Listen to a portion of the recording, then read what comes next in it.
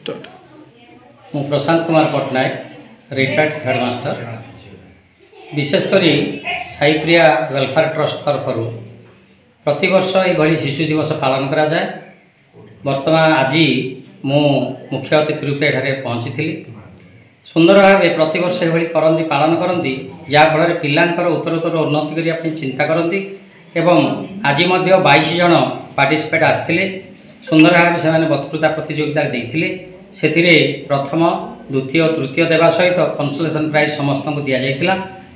यही कार्यक्रम विशेषकर साईप्रिया वेलफेयर ट्रस्ट ये अंचल विकास करने रास्ता घाट नाल नर्दमा एवं विभिन्न वृक्षरोपण कार्यक्रम करी से अनेक सुनाम अर्जन कर विशेषकर यही अनुष्ठान प्रत्येक व्यक्ति आंतरिकता भाव कार्य करुवा हेतु यह आगू आगू बढ़ी चली एवं विभिन्न प्रकार कार्यक्रम करी प्रति वर्ष सारा विभिन्न प्रकार कार्यक्रम करी पिलांक सहित यही अंचलर उत्तरोत्तर उन्नति करती।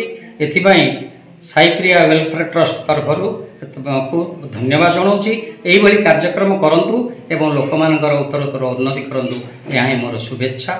आ शिशु दिवस अवसर में मते एठारे डाकी ये कार्यक्रम सहयोग करथिबा हेतु मु अनेक अनेक शुभेच्छा जनाऊँच एवं यही कार्यक्रम करंतु एवं पिला मानक मध्य उत्साह प्रदान करंतु यह ही कामना करुछि।